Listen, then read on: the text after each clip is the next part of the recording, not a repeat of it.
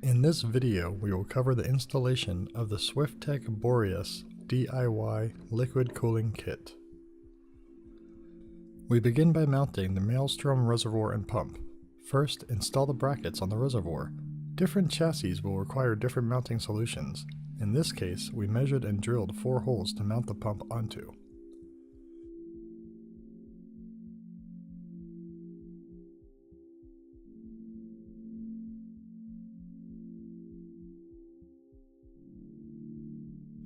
Next, install the fittings onto the reservoir body, taking care to ensure that they are snug without over-tightening.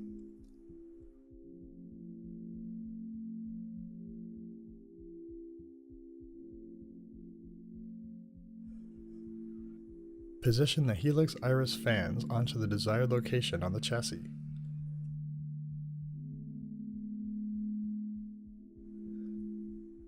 Install the fittings onto the radiator, again taking care not to over-tighten.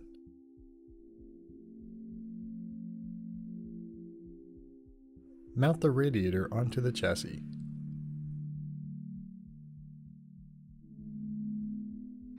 Install fittings to the Apogee LT CPU water block.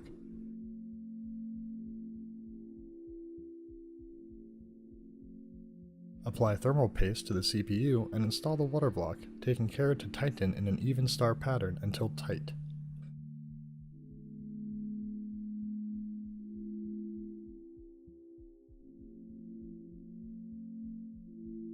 Slide a section of tubing over the radiator barb and thread on the fitting until tight. Next, roughly measure the length of tube required to reach the reservoir pump and cut the tubing. Be sure that the cut is square as possible. Install the tube onto the reservoir.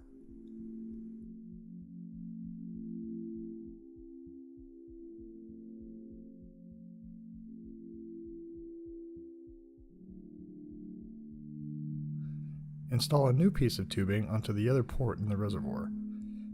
Route to the CPU water block and cut at the desired length.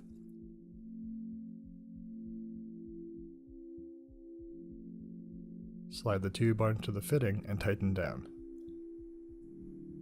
Take one more piece of tubing and repeat this process, this time from the CPU water block to the reservoir. This will complete our custom cooling loop.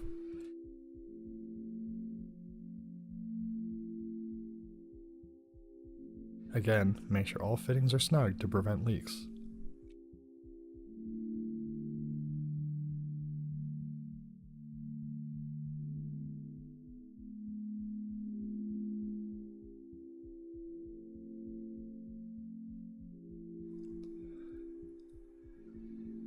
Mount the iris controller onto the chassis and plug in the helix fans and Maelstrom reservoir power and LED connectors, taking care to make sure that the 4-pin fan and 3-pin LED connectors are plugged into the appropriate sockets. Plug the Maelstrom's D5 pump into a 4-pin Molex connector from your power supply. In order to properly fill and leak test the system, it is recommended to use a motherboard power bypass adapter on the ATX power connector. Fill the squeeze bottle with the included Hydrix nanofluid coolant. The coolant is pre-mixed and does not require dilution with water. Fill the reservoir as much as possible and power on the system. Be sure to keep topping off the reservoir as to not let the coolant level fall past the pump, as running the pump dry could result in damage. Let the coolant circulate until all air pockets have been bled out and ensure that there are no leaks from any of the installed components. While waiting for the system to bleed, feel free to experiment with different lighting effects available on the iris controller. Press the button with a short push to select a color, then try 3-second, 6-second, and 9-second long pushes to activate one of 3 lighting effects. For more information on the iris controller lighting effects, please see the attached link in the video description. Once the cooling system is free of air, tighten the fill port fitting on the reservoir. You are now ready to power on the system.